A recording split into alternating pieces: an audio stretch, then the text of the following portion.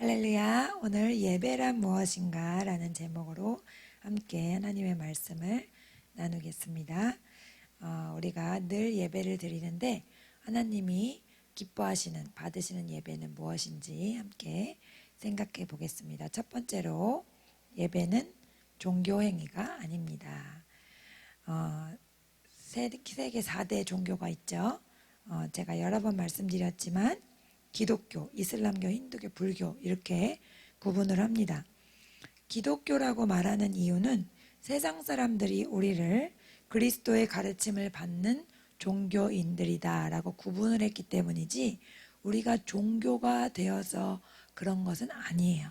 그러니까 종교라는 말은 그 말 자체 안에 선택이 있다는 뜻이 또 들어있거든요. 그래서 뭐 불교를 믿든 힌두교를 믿든 이슬람교를 믿든 그건 잘못이 아니야. 자기 자유지. 그런데 왜 너희들은 우리에게 강요를 하니? 이렇게 말을 한다는 거죠. 그런데 그게 아니라 하나님만이 생명이시고 할렐루야. 그리고 다른 종교는 사탄이 만든 거예요. 사탄이 사람들을 속여가지고 만들어낸 거라는 거죠.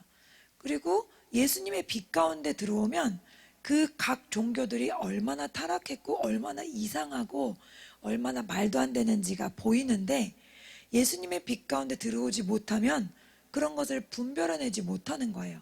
너무나 안타깝죠. 예를 들어 엄마가 계란을 4개 놓고서 제가 이제 계란을 후라이 해 먹고 싶어요. 그런데 엄마가 수정아 하나는 생계란인데 3개는 삶은 계란이야. 삶은 계란 깨먹지 않게 조심해 이렇게 표시돼 있어. 예를 들어 했다고 해보세요. 그게 독단적인 게 아니죠. 그건 그냥 사실을 말한 거죠. 우리도 똑같습니다. 예수님만이 생명이 있다 라는 말을 하는 건 독단적인 게 아니에요. 그게 사실이기 때문이고 그게 진리이기 때문입니다. 할렐루야. 그런데 사람들은 그것을 어떻게 말해요? 너희들 것만 신이다 얘기하냐 이렇게 말을 하는 거죠. 그래서 우리가 이것을 밝히 알아야 됩니다. 여러분이 아주 정확하게 알고 계시고 누가 무슨 말을 해도 아니야 이건 이거야 라고 얘기해 주실 수 있어야 돼요. 제가 힌두교는 뭐라 그랬죠? 일단 계급사회잖아요. 그쵸? 인도의 힌두교잖아요. 인도에서 불교와 힌두교 2개가 나왔는데 불교는 별로 믿는 사람이 없어요. 힌두교를 믿고 마귀가 우리 하나님을 어떻게든 따라해 보려고 거기에 세 신이 있어요. 대표신. 우리 성부, 성자, 성령 하듯이 자기도 가운데 비슈뉴 놓고 양쪽에 또 이상하게 생긴 괴물 같은 사람들 있어요. 그러게 거기다가 이제 추가해서 수천 개가 더 있고 제일 악한 게 뭐냐면 이 사회를 계급 사회를 만들어 놨다는 거. 종교인과 군인이 다수의 사람들을 다 지배하고 어떤 낮은 계급에서 태어났으면 무슨 일을 해도 거기를 벗어날 수 없어요. 뭐 아무리 열심히 일해도 아무리 열심히 공부를 해도 그 위아래를 왔다 갔다 할 수는 없고 거기서 네가 네 계급 안에서 충성되게 잘 살면 다음에 좋은 계급에 태어날 수도 있어. 이렇게 가르칩니다. 그래서 그 윤회 사상이 거기서 들어있고 또 불교에도 들어있고요. 얼마나 그게 사악한지요. 그리고 그 사람들 이 축제할 때, 그쵸? 축제할 때 제가 말씀드렸죠. 굉장히 유명한 축제인데 그 축제 마지막 단계가 마약을 먹고 서로 이제 춤을 추고 그러는 건데 왜 마약을 먹나요? 그들에게는 기쁨이 없기 때문이에요. 그 신은 사탄이기 때문에 기쁨이 없습니다. 그리고 자기를 학대해야 신이 나를 받아준다. 이렇게 생각해서 손을 들고 있거나 다리를 몇십 년 동안 들고 있는 사람들, 그런 사람들이 있다 그랬죠. 그리고 그런 사람들을 존경하고 그런 사람들을 귀하게 여겨서 그 사람들한테 가서 막 기도받고 그래요. 그러니까 이게 얼마나 우리 예수님의 빛 가운데 보면 너무너무 이상하고 너무너무 악한데 그거를 모르고 그냥 그 안에서 살아가고 있다는 것 너무나 안타까운 일이 아닐 수 없습니다. 겐지스 강에 목욕을 해서 죄를 씻는다 그러잖아요. 어떻게 마음과 생각이 있는 죄가 물로 씻어집니까? 그러면 감옥 갈 사람이 한 명도 없죠. 이거 하나만 봐도 말이 안 되는데 코로나가 한참 굉장히 성행했을 때도 그들은 겐지스 강에서 다 같이 목욕을 하고 있었어요.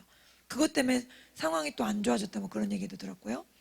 그리고 여기서 또 이제 나온 게 불교인데 불교는 뭡니까? 그 성철 스님, 우리나라 제일 유명한 성철 스님이 깊은 기도를 수천일인가 수백일 하신 다음에 조선일보랑 동아일보에 기고를 했잖아요. 뭐라고 기고했습니까? 사탄과 부처님은 하나다. 사탄은 나쁜 분이 아니다. 이렇게 해가지고 기고를 했다니까요. 제가 그 자료도 있어요. 그리고 자신은 지옥으로 간다 하고 죽었잖아요. 기자 불러다가 많은 남녀를 자기는 미혹해가지고 잘못된 대로 이끌었다 하면서 자기는 지옥으로 간다 하면서 죽었어요. 기록이 다 있어요. 여러분, 이 불교도 제가 말씀드렸죠. 소승불교, 대승불교. 소승불교는 막 뭐가 뒤에 많고 막 색깔이 막 화려하고 막 이런 야시꼬리한 그런 그런 상들 이렇게 그 동남아 지역에 가면 있는 그런 불교가 원래 불교예요. 그게 원래 인도의 그 힌두교 상들도 되게 이상한 거 아시죠, 여러분? 희한하고 다 같은 과예요. 근데 우리 아시아에 들어올 때만 그것들을 정리하고 들어왔다. 왜? 우리들은 그런 희귀무리한 걸 안 좋아해가지고 희한한 걸. 그래서 일본, 그 우리나라 그리고 중국 여기 들어올 때만 뒤에 아무것도 없이 이렇게 해왔는데 사실은 뒤에 용머리가 7개 있다는 거. 이거 제가 사진도 보여드렸어요. 이 용머리 7개는 계시록 12장에 나오는 뭡니까? 사탄의 형상 중에 하나예요. 어떻게 그렇게 힌두교 비슈뉴 신 뒤에도 용머리 7개, 불상 뒤에도 용머리 7개, 어떻게 둘이 똑같을 수 있냐는 거예요. 사탄의 형상이 알게 모르게 드러날 수밖에 없다는 거죠. 만든 자가. 그러니까 거기다 기도하는 자들은 누굽니까? 사탄에게 기도하는 자들이죠. 미국에 사탄교가 있지만은 그 사탄교는 대놓고 사탄교인 거고, 여기 다른 종교들은 한 발짝 가려서 사탄교인 거죠. 근데 결국에는 열심히 기도해도 그 기도가 다 뭐예요? 그게 다 사탄한테 하는 기도죠. 우리 이슬람 얼마나 사악해요. 이슬람이 우리나라를 엄청나게 타겟으로 삼고 들어온다 그러잖아요. 그리고 지금 막 무역센터나 이런 빌딩에 백화점, 롯데백화점 이런 데 다 그들이 뭐가 많기 때문에, 돈이 많기 때문에 돈으로 막 무역으로 이거를 다 우리를 막 푸시를 하거든요. 그래서 자기네들 기도실을 만들어요. 하루에도 몇 번씩 가서 시간 딱 되면 가서 기도합니다. 우리보다 더 철저하게. 그쵸? 근데 그게 다 누구한테 기도하는 거예요? 사탄한테. 사탄한테 그렇게 기도를 열심히 하는 거예요. 그래가지고 오늘 이제 집사님이 보내주신 자료에 이슬람교만 10페이지가 넘게 설명이 쫙 나오고, 그 다음에 기독교는 2페이지, 뭐 아예 안 나오는 데도 있대요. 그냥 뭐 대충 쭉 설명하고 몇 줄 설명은 안. 그리고 불교는 뭐 또 한참, 뭐 우리나라 역사다 해서 한참. 이게 다 사탄의 역사죠. 자기가 만든 종교들은 다 성행해도 괜찮고 예수 그리스도의 진리의 도만 나타나지 않아야 되는 거예요. 그래서 이게 얼마나 사악한 일인가. 사람을 죽이면 천국에서 72명의 처녀와 결혼하게 해준다. 이런 신이 어떻게 이게 사람보다 악하지 않을 수가 있나. 그쵸? 이게 바로 사탄인 거죠. 그러니까 겉으로만 쭉 봐도 그렇고요. 또 천주교 제가 말씀드렸죠. 원래는 예수님 부활하시고 제자들이 이렇게 복음을 펼치면서 몰래 숨어서 예수님이 있던 사람들이 종교가 이제 기독교가 자유화됐어요. 그러면서 그때부터 교회가 갑자기 전도라는 명목으로 타락하기 시작한 거죠.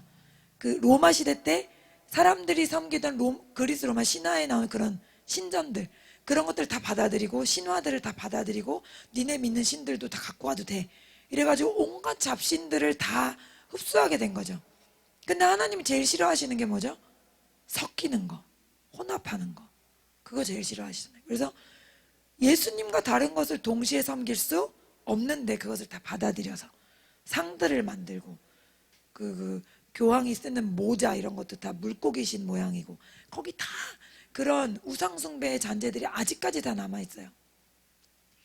그렇기 때문에 온갖 종교들 대 우리 그리스도를 섬기는 사람들이 싸우고 있다는 것을 여러분 아셔야 됩니다. 그들도 종교 의식이 있죠. 그러나 우리의 종교, 우리가 그들과 똑같은 종교 의식을 행하는 것은 절대 아닙니다. 우리는 살아계신 하나님을 예배하고 있습니다. 할렐루야. 우리는 우리를 위해서 죽으시고 생명을 버리신 예수님을 높이는 이 자리고, 그들은 사탄에게 절하는 자리고 사탄에게 기도하는 자리예요. 어찌 똑같을 수 있습니까? 절대로 같을 수 없다는 겁니다. 예배는 살아계신 우리 하나님을 높이는 것인 줄 기억하시기 바랍니다. 이사야 40장 18절에서 19절 같이 읽습니다. 그런즉 너희가 하나님을 누구와 같다 하겠으며 무슨 형상을 그에게 비기겠느냐. 우상은 장인이 부어 만들었고 장색이 금으로 입혔고 또 은사슬로 만든 것이니라. 아멘. 이사야 43장 10절에서 13절 나 여호와가 말하노라. 너희는 나의 증인 나의 종으로 택함을 입었나니 이는 너희가 나를 알고 믿으며 내가 그인 줄 깨닫게 하려 함이라. 나의 전에 지음을 받은 신이 없었느니라. 나의 후에도 없으리라. 나 곧 나는 여호와라. 나 외에 구원자가 없느니라. 내가 알려주었으며 구원하였으며 보였고 너희 중에 다른 신이 없었나니 그러므로 너희는 나의 증인이요 나는 하나님이니라. 여호와의 말씀이니라. 과연 태초부터 나는 그이니 내 손에서 건질 자가 없도다. 내가 행하리니 누가 막으리요. 아멘. 하나님 전에도 하나님 후에도 다른 신은 없다. 나 외에 다른 신들을 섬기지 말라는 그 10계명의 1계명 그 계명을 말씀하실 때 다른 신들은 신들이라는 거는 없다는 겁니다. 다른 신들이라는 건 다 양의 탈을 쓴 사탄이라는 거죠. 그렇기 때문에 다른 신을 섬기면 안 되는 이유가 바로 그거인 거죠. 이사야 44장 9절에서 12절도 읽어보겠습니다. 우상을 만드는 자는 다 허망하도다. 그들이 원하는 것들은 무익한 것이거늘 그것들의 증인들은 보지도 못하며 알지도 못하니 그러므로 수치를 당하리라. 신상을 만들며 무익한 우상을 부어 만든 자가 누구냐. 보라 그와 같은 무리들이 다 수치를 당할 것이라. 그 대장장이들은 사람일 뿐이라. 그들이 다 모여서서 두려워하며 함께 수치를 당할 것이니라. 철공은 철로 연장을 만들고 숯불로 일하며 망치를 가지고 그것을 만들며 그의 힘센 팔로 그 일을 하나 배가 고프면 기운이 없고 물을 마시지 아니하면 필요하니라. 아멘. 철공이 철로 이 우상을 만들고 숯불 가지고 이 망치로 우상을 만드는데 그 만드는 자조차 물 마시지 않으면 쉬지 않으면 먹지 않으면 움직일 수 없는 연약한 존재라는 거예요. 하물며 그가 만든 작품은 얼마나 대단하길래 그게 신이 될 수 있겠냐. 하나님은 그렇게 말씀하십니다. 그래서 사탄에게 온 세상 사람들이 속아 있어요. 또 이단은 어떻습니까? 기독교의 탈을 쓴 더 사악한 무리들이죠. 그래서 막 부모를 막 몰라보고 막 당신은 누구냐 그러고 그쵸? 직장을 그냥 그만둬버리고 대책이 없고 그런 막 극단적인 모습을 보이면서 겉으로는 이름이 교회예요. 그러니까 사람들이 얼마나 학을 띠겠어요. 그 가족들이. 그것들을 통해서 어때요? 그리스도의 빛 가운데로 나오지 못하게 하는 사탄의 전략이라는 걸 여러분이 아시기 바랍니다. 그러니까 여러분 예수 그리스도 빼고 나머지는 다 사람들이 뭔가에 의지하고 있는데 그 무언가는 하나같이 사탄이라는 것, 여러분 이 영적 전쟁의 세계를 밝히 아셔야 됩니다. 두 번째, 예배는 하나님과 얼굴을 맞대는 것입니다. 우리 사랑하는 사람들이 교제할 때 뭐라 그럽니까? 보고 싶어 이런 말을 하죠. 보고 싶다는 말은 뭐 연인 관계도 하고 부모 자식 관계도 하고 이렇게 하잖아요. 그런데 보고 싶다는 말은 어떤 말의 다른 표현일까요? 사랑한다는 말이죠. 그래서 성경에서도 다윗이나 이런 분들은 주님의 얼굴을 구한다 그랬어요. 이거 얼굴을 구한다는 게 무슨 뜻이냐? 하나님의 얼굴을 잊어버려서 찾는 게 아니라 얼굴 보고 싶다는 거예요. 하나님과 같이 있고 싶다는 거예요. 사랑의 절절한 표현인 거죠. 예전에는 구약시대에는 하나님이 선택하신 일부의 사람들만 이런 교제를 맺을 수 있었죠. 모세라든지 여호수아라든지 그쵸? 대제사장들만 할 수 있었지만 지금은 그리스도의 은혜로 우리가 주님과 얼굴과 얼굴을 맞대는 그런 친밀감을 누릴 수 있는 줄 믿습니다. 이것이 얼마나 감사한 일인지요. 제가 지난 시간에도 말씀드렸지만 얼굴과 얼굴을 마주보는 것, 또 함께 사는 것, 이것이 사랑의 극단적인 표현이다. 그래서 가족이 함께 사는 거다 말씀드렸습니다. 주님은 우리와 함께 사시기 위해서 이 땅에 오신 거예요. 처음에 아담이 하나님과 함께 살았죠. 그 다음에 창세기 보세요. 6장 9절. 이것이 노아의 조건이라. 노아는 의인이요 당대의 완전한 자라. 그는 하나님과 동행하였으며. 쉬운 성경으로 노아의 자손은 이러합니다. 노아는 그가 살던 시대에 의롭고 흠없는 사람이었습니다. 노아는 하나님의 뜻을 따라 하나님과 함께 살았습니다. 함께 사는 사람들은 사랑하는 사이라는 거죠. 아담이 함께 살았고 노아가 함께 살았고는 어떤 관계였다고요? 동행했다고 나와 있는데 개역개정에는, 쉬운 성경에는 깊은 관계를 맺었다라고 나와 있다고 말씀드렸어요. 그래서 요한복음 14장 23절에 우리가 그에게 가서 거처를 그와 함께 하리라. 이 말은 나는 너를 너무나 사랑해. 그리고 너와 항상 같이 있고 싶어. 라는 주님의 사랑의 고백이라는 거죠. 그래서 하나님과 관계가 좀 소원해질 때마다 시편 88편 같이 읽습니다. 여호와여 어찌하여 내 영혼을 버리시며 어찌하여 주의 얼굴을 내게서 숨기시나이까. 시편 143편 여호와여 속히 내게 응답하소서. 내 영이 피곤하니이다. 주의 얼굴을 내게서 숨기지 마소서. 내가 무덤에 내려가는 자 같을까 두려워하나이다. 역대하 6장 42절 솔로몬도 이렇게 기도했습니다. 여호와 하나님이여 주의 기름 부음 받은 자에게서 얼굴을 돌리지 마시옵고 주의 종 다윗에게 베푸신 은총을 기억하옵소서. 아멘. 그래서 얼굴을 숨기는 것은 하나님과 나와의 관계가 좀 멀어진 거예요. 뭔가 모를 죄 때문에. 그래서 하나님 다시 주님과의 관계를 회복하기 원합니다 라고 기도하는 기도가 바로 이 시편과 역대하의 기도문들입니다. 호세아 6장 3절 같이 읽겠습니다. 그러므로 우리가 여호와를 알자. 힘써 여호와를 알자. 그의 나타나심은 새벽빛같이 어김없나니 비와 같이 땅을 적시는 늦은 비와 같이 우리에게 임하시리라. 아멘. 여기서 여호와를 힘써 안다는 이 안다는 말이 어떤 말이라고 말씀드렸죠?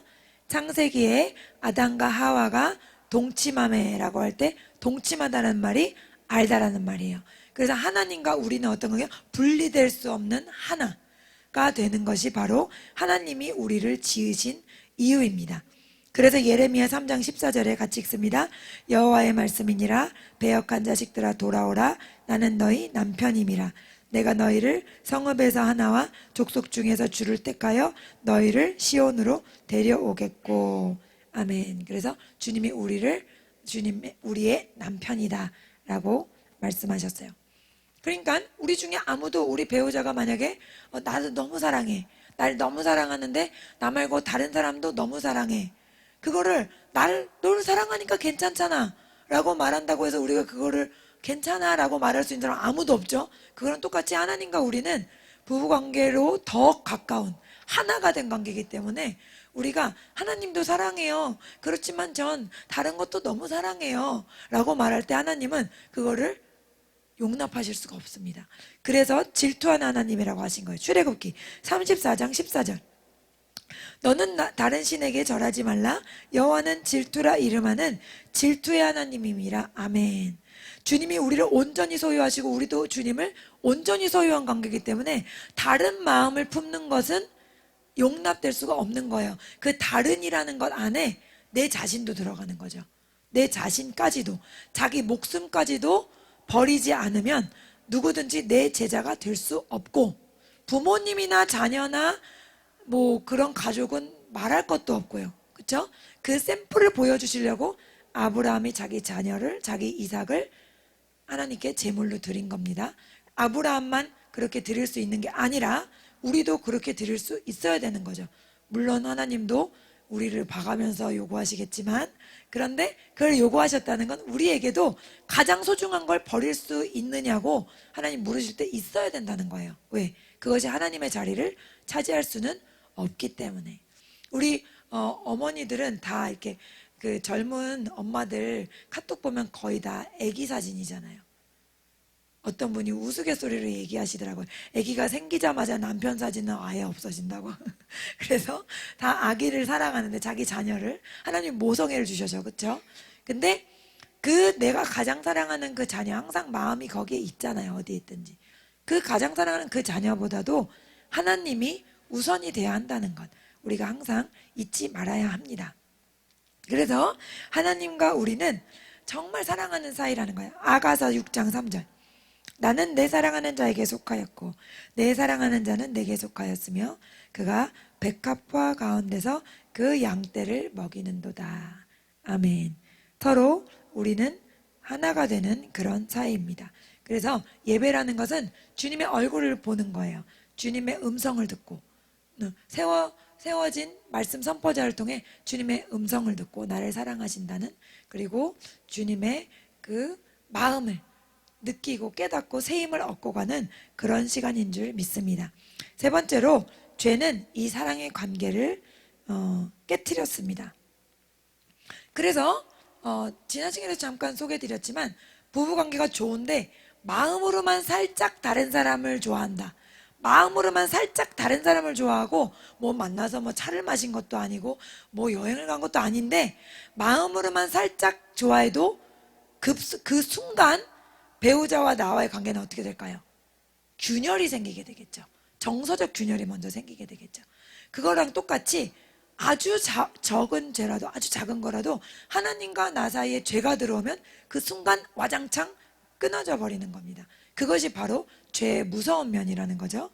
그래서 아담과 하와가 선악과를 먹는 순간 우리와 하나님과의 관계는 와장창 끊어져 버렸습니다. 이사야 64장 7절 말씀. 주의 이름을 부르는 자가 없으며 스스로 분발하여 주를 붙잡는 자가 없사오니 이는 주께서 우리에게 얼굴을 숨기시며 우리의 죄악으로 말미암아 우리가 소멸되게 하셨음이니이다. 아멘. 죄 때문에 하나님이 얼굴을 숨기시면 우리가 주님을 붙잡으려고 해도 만나려고 해도 만날 수가 없다는 거예요. 그 즉시로 하나님과 우리 사이에 구렁이 생기기 때문에. 그래서 로마서 6장 23절에 죄의 삭은 사망이라 그랬습니다. 이 죄, 가장 큰 근원이 되는 죄는 뭐라고요? 하나님을 떠난 죄. 그 값이 사망입니다. 사망은 마귀가 준 거죠. 사망은 죽는 거예요. 사망은 마귀에게 속한 거예요. 그렇기 때문에 우리 안에 사망이 있다면 우리는 마귀와 같은 곳으로 갈 수밖에 없습니다. 그래서 이 무서운 심판을 피하게 하시려고 주님이 피 흘려서 죽으신 거예요. 그런데도 불구하고 너무나 많은 사람들이 지옥을 믿지 않습니다. 이 지옥의 심판 때문에 예수님이 오신 거예요. 그럼 지옥에 없다면 예수님이 못하러 오십니까? 오실 필요가 없죠. 지옥의 심판 때문에 예수님이 오셨는데 많은 사람들이 지옥을 믿지 않고 그냥 농담으로 여긴다는 거죠. 교회 다니는 사람들조차 지옥을 믿지 않고 그냥 적당히 신앙생활을 하려는 사람들이 너무나 많다. 믿음의 결국은 영혼의 구원을 받음이라. 영혼의 구원은 영원한 하나님과의 생명을 사는 거거든요. 우린 죽지 않는 존재이기 때문에. 근데 이 지옥에 대해서 너무나 가볍게 생각한다. 여기 마가복음 말씀에 내 손이 너를 범죄하거든 찍어버리라, 발이 너를 범죄하거든 찍어버리라, 눈이 너를 범죄하거든 빼버리라. 거기는 구더기도 죽지 않고 불도 꺼지지 않는다. 사람마다 불로써 소금치듯 함을 받으리라. 이렇게 말씀하셨어요. 그래서 이렇게 너무나 자세하게 하셨음에도 불구하고 믿는 자가 별로 없다. 제가 지난 시간에 예전에 필립 판토마라는 인도네시아 목사님 그 영상 잠깐 보여드렸죠. 그 목사님이 깡패였다가 예수님 믿고 완전히 다른 삶을 살고 목사님이 되시고 또 지옥을 보고 오시고, 그래서 제가 간증을 보여드렸는데 오늘 잠깐 또 미국에 있는 사업가, 이분이 또 죽어서 지옥을 체험하고 오셨대요. 잠깐 보여드리겠습니다.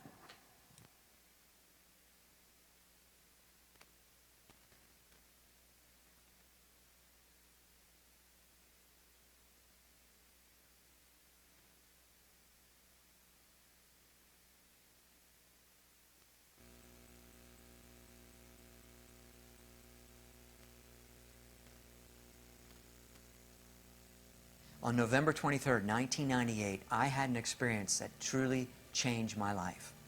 Now, it doesn't matter if you believe my experience. What matters is that you check out what the Word of God has to say about hell and avoid it just the same. This was not a near-death experience. This was actually an out-of-body experience that would be classified as a vision in the Bible. In 2 Corinthians 12:2, Paul, when he was caught up into heaven in a vision, he said whether in the body or out of the body, he didn't know. Well, the Lord showed me that I left my body. Now, my wife and I had attended a prayer meeting every Sunday night. We came home from this prayer meeting, went to bed like any other normal night. Now, I had never studied the topic of hell at this point. I have never gone to dark movies. I've never drank. I've never taken drugs. And I never had a vision before. And I got up at 3 o'clock in the morning just to get a glass of water. And suddenly I was pulled out of my body, like being drawn up out of your body. And I found myself falling through the air down this long tunnel. And it was getting hotter and hotter. And then I landed on a stone floor in an actual prison cell in hell. Rough-hewn stone walls, bars, filthy, stinking, dirty prison cell, but like a dungeon. And I wondered, how did I get here? Why am I here? I was fully awake and cognizant. I looked up and I saw these two enormous beasts in the cell, these demons, reptilish in appearance, bumps and scales all over the one's body, huge jaw, sunken in eyes, claws about a foot long, and they were pacing in this cell like a vicious, caged animal. And they had the most ferocious demeanor about them. They had an extreme hatred for God. They were blaspheming and cursing God. And then they had this hatred they directed towards me. The one picked me up, threw me into the wall of this prison cell. I hit the wall. I felt like bones had broken. Even though a spirit doesn't have bones, it felt that way. I collapsed on the floor, and I wondered, how could I be alive through this? The other demon picked me up, dug his claws into my chest, and just tore the flesh open. I couldn't believe I was surviving this. How could I be alive through this? I noticed I had a body. Remember Luke 16? He wanted a drop of water to cool his tongue. He had a mouth to speak and so forth. But this body withstands the torments. And I noticed, though, there was no blood or water coming from the wounds. But Leviticus 17:11 says, the life of the flesh is in the blood. Well, there's no life in hell, so there's no blood. And there's not one drop of water in hell. And these demons have no mercy over you whatsoever. They have an extreme hatred for you. Now, about this time, it went dark. I believed it was God's presence there to illuminate it so I could see. But then he withdrew his light, and it resumed its normal state of absolute pitch black darkness. You could not see the hand in front of your face. While I was taken out of this prison cell, I was placed over next to this large, raging pit of fire that was actually about a mile across, with flames raging high up in this open cavern. And this is where I could first see people. There were thousands of people inside this pit, screaming and burning. It was so horrendous to see a person on fire. They just looked like skeletons. And the screams were so loud and deafening. You want to get away from the screams, but you can't. Now, I understood I was down deep in the earth. I descended to get there. I ascended when I left. And I understood there were different levels of torment and degrees of punishment. But there is no tolerable, comfortable level in hell. Any area is far worse than you can imagine. I wanted to talk to a person, but you're kept isolated and alone for all eternity. You never, ever get to be with people. For all eternity, you're kept by yourself. You know, I thought about my wife up on the earth, and I understood I'll never get to say goodbye to her. You don't realize how tormenting of a thought that is. You know, I'll never get to be with my wife, enjoy her, hold her, and to not have any finality with your loved ones is extremely tormenting, that for all eternity, she'll never know that I still exist, that I'm down deep in the earth. You know, death does not mean cease to exist. Death means separation from God. You still exist. And I just missed her so much. I wanted to be with her so much. And the stench in hell is so foul and putrid, the worst open sewer you can ever imagine. And the demons themselves have a disgusting foul odor to them, and the smell of burning sulfur. So you have to fight for even the tiniest bit of oxygen. You don't ever get to go to sleep. You're completely exhausted, and you never, ever get to go to sleep. You're hungry, you never get to eat. You're thirsty. Remember the rich man in Luke 16 wanted one drop of water to cool his tongue. Well, you never get that drop of water. The fear level that you experience in hell is so far beyond anything you can imagine, and I know something about fear. I was attacked by a 10-foot tiger shark, pulled down under the water. Well, that fear that I felt at that moment paled in comparison to what you feel in hell. I saw maggots crawling all over everything, and snakes, demons that were only 2 and 3 feet tall, some were larger, twisted, deformed, grotesque. When I was looking at all this horror, something began lifting me up this dark tunnel. And then suddenly this bright light appeared. I knew immediately who it was. And I just called out his name. I said, Jesus. He said, I am. When he said that, I went out. I passed out, and I don't know if I died, but he touched me. When I came to, it was at his feet that I realized that if he wouldn't have gone to the cross, I would be in that place for all eternity. Man, I was so grateful for the cross. I just want to thank him over and over and over. I didn't want to ask him any questions. But thoughts started coming to my mind, and he would answer my thoughts. And there was 8 different things that he answered for me. But I'm just going to share 2 of them with you. One is, I thought, Lord, why did you send me to this horrible place? He said, because many people do not believe hell is real. He said, even some of my own people do not believe hell exists. The second thing was the hopelessness. You see, God blocked it from my mind that I was a Christian. He hid that fact from me. Many scriptures in the Bible that point that out, but he hid it from me for this reason. You see, if I was there as a Christian, which I was, but I didn't realize, I would have known, praise God, he's getting me out of here. But as an unsaved person, he wanted me to experience what they feel. Hopelessness. And you don't know what it's like to be absolutely hopeless. For all eternity, you understand you're never, ever going to get out of this place. There's not going to be anybody come rescue you. You'll never get out. That's the worst part of hell. Understanding you're never going to get out. You know, the most important aspect of this vision that Jesus shared with me was a piece of his heart. He allowed me to feel a little bit of what he feels. The anguish he feels for a soul going into hell. The great love he has for people. It was so overwhelming I couldn't even bear to stand to feel even a piece of it. But Ephesians 3:19 said his love passes knowledge. But the reason hell is so horrible is because it's a place absent from God's goodness and his attributes. You know, all good comes from God, James 1:17 states. And he withdrew his goodness because it was prepared for the devil and his angels, not for man. But if man rejects Jesus, there is no other place for him to go. Please hear me. You do not want to experience hell for even 1 minute, much less than an eternity. But 1 second after you die, it'll be too late. You will not get a second chance. Because God loves us, he gives us a free will to choose. Please investigate the scriptures for yourself so you can find the truth and avoid this place at all costs.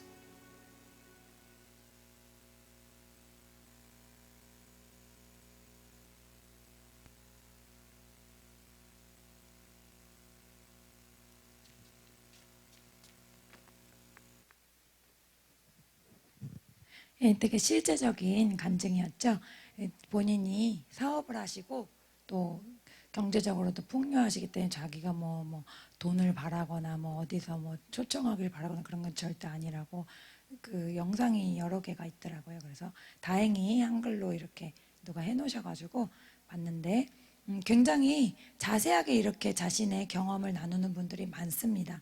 전 세계에 여러분들이 비슷한 이야기를 한다면 내용들이 겹치는 부분들이 많거든요. 악취, 그리고 끝나지 않는 그 고문, 그런 것들이 내용이 비슷한 것들이 많은데 그 알지도 못하는 사람들이 어떻게 비슷한 얘기를 하겠어요. 결국엔 같은 곳을 보고 온 거라고밖에 생각을 할 수가 없죠.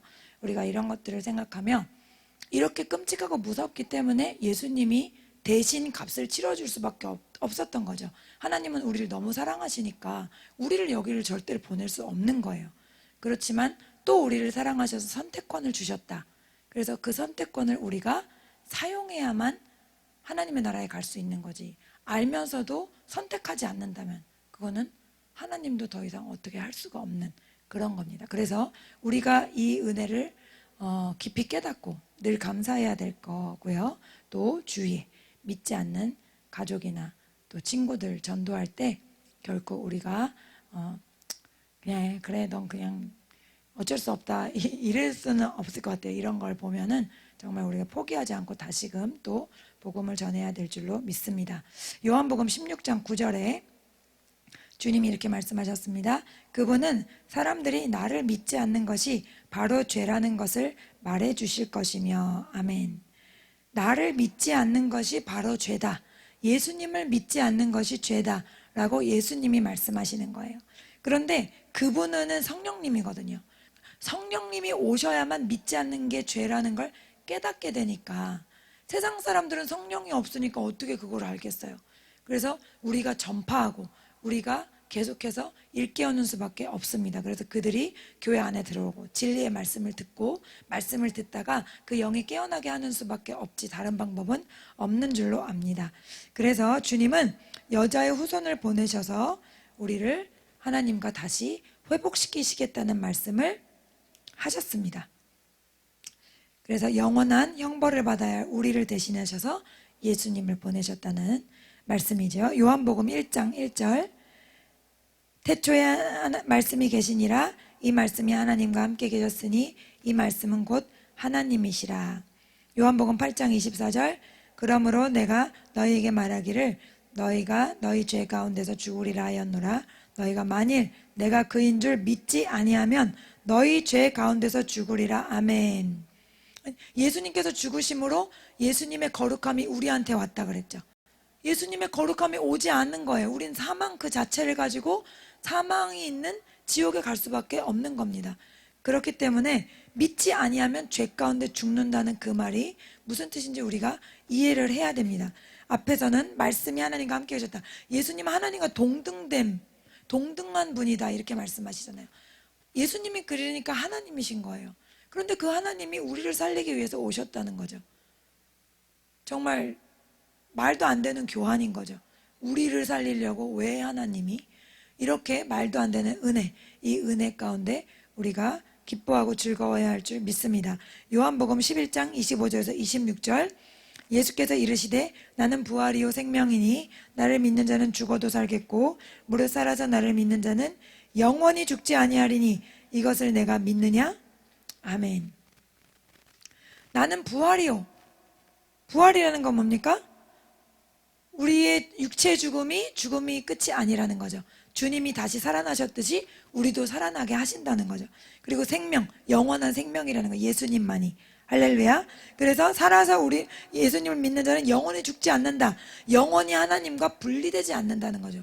물론 우리가 육체를 떠나는 죽음은 있습니다. 하지만 하나님과는 영원히 분리되지 않는 거예요. 그것을 말씀하시는 겁니다. 영원히 죽지 아니하는 거를 너가 믿느냐. 요한일서 5장 10절에서 13절 같이 읽습니다. 하나님의 아들을 믿는 자는 자기 안에 증거가 있고 하나님을 믿지 아니하는 자는 하나님을 거짓말하는 자로 만드나니 이는 하나님께서 그 아들에 대하여 증언하신 증거를 믿지 아니하였음이라. 또 증거는 이것이니 하나님이 우리에게 영생을 주신 것과 이 생명이 그의 아들 안에 있는 그것이니라. 아들이 있는 자에게는 생명이 있고 하나님의 아들이 없는 자에게는 생명이 없느니라. 내가 하나님의 아들의 이름을 믿는 너희에게 이것을 쓰는 것은 너희로 하여금 너희에게 영생이 있음을 알게 하려 함이라. 아멘. 하나님의 아들이 있는 자에게만 뭐가 있습니까? 생명이 있습니다. 예수 그리스도의 생명만이 유일한 생명입니다. 할렐루야. 다른 길은 없다는 것을 우리가 알아야 됩니다. 구약을 영어로 올드 테스트먼트 이렇게 말합니다. 오래된 언약, 옛날 약속이라는 거죠. 어떤 게 옛날 약속이에요? 예수 그리스도를 보내서 너희들을 건져줄 거야 라는 게 옛날 약속이죠. 새로운 약속은 뭐예요? 예수님은 오셨어. 그렇지만 성령을 통해서 너희를 이 세상 끝까지 인도할 거야 라는 하나님의 사랑의 메시지이십니다. 그래서 오직 예수님 안에만 우리에게 생명이 있다는 것을 우리가 알아야 됩니다. 요한복음 10장 7절 그러므로 예수께서 다시 이르시되 내가 진실로 진실로 너에게 이르노니 나는 양의 문이라 내가 문이니 누구든지 나로 말미암아 들어가면 구원을 받고 또는 들어가며 나오며 꼴을 얻으리라. 아멘. 나는 양의 문이니 우리는 양이죠. 예수님의 양. 양의 문은 예수님밖에 없는 거예요. 예수님을 통해서만 하나님께 갈 수 있는 겁니다. 다른 길은 없습니다. 할렐루야. 내가 곧 길이요 진리요 생명이니 여기 앞에 영어에 뭐 붙어 있다고요? 유일한 것에만 붙이는 더가 있습니다. 내가 곧 길이요 진리요 생명이니 여러 길 중에 길이 아니라는 거예요.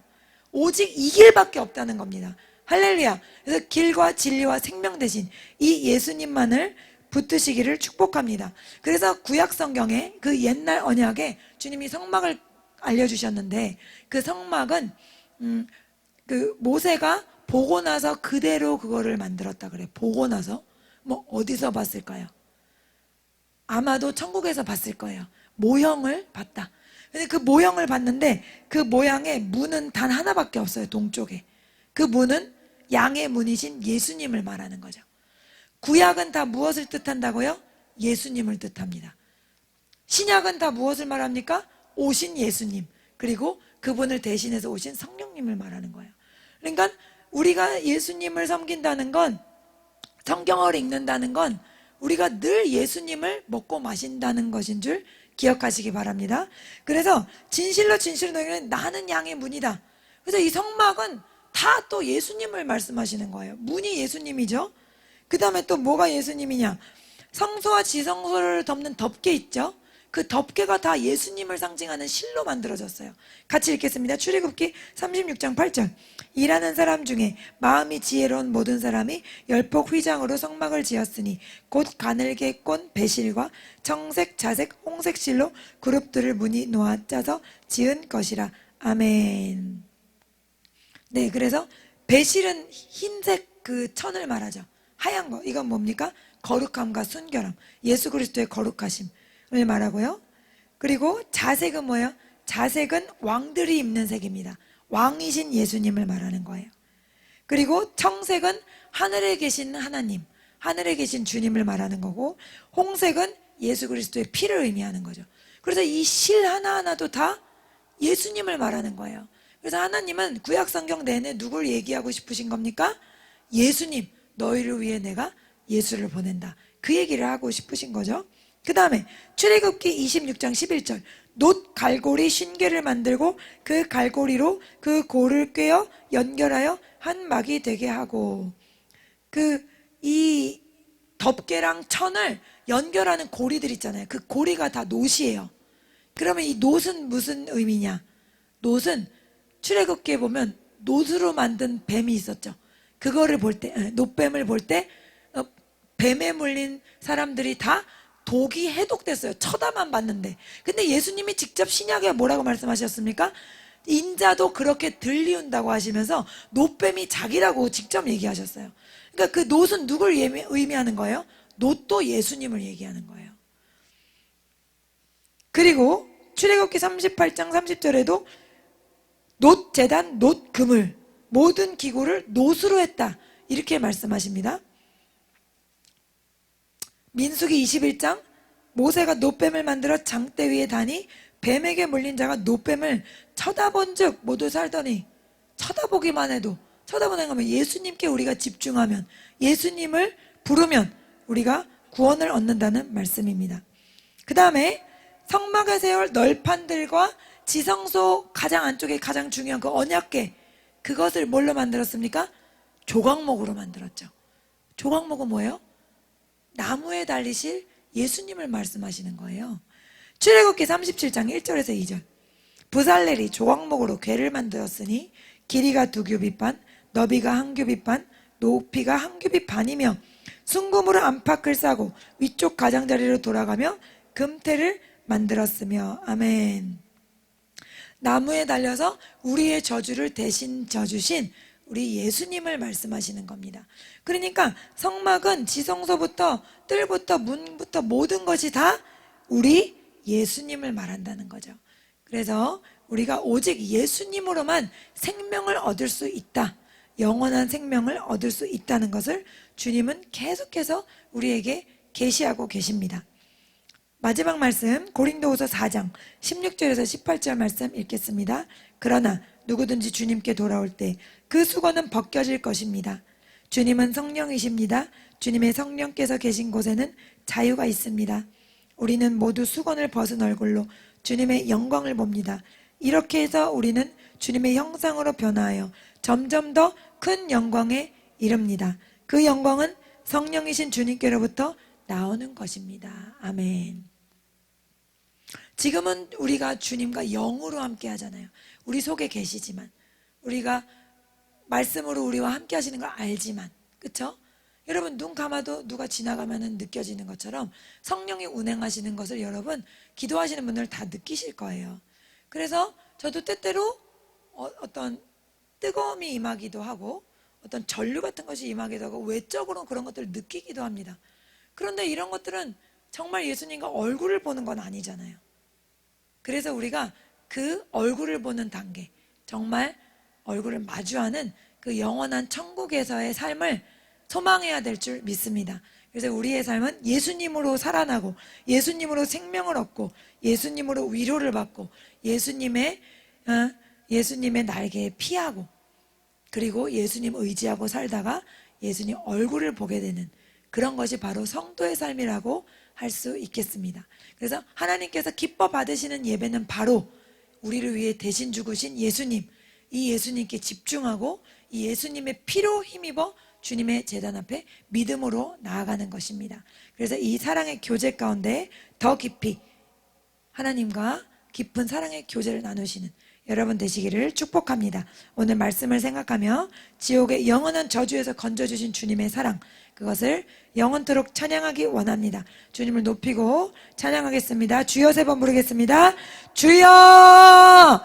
주여! 주여! 살아계신 우리에게 지옥의 심판을 면하게 하시려고 예수님을 보내셨습니다. 주님, 지옥의 심판이 얼마나 끔찍한지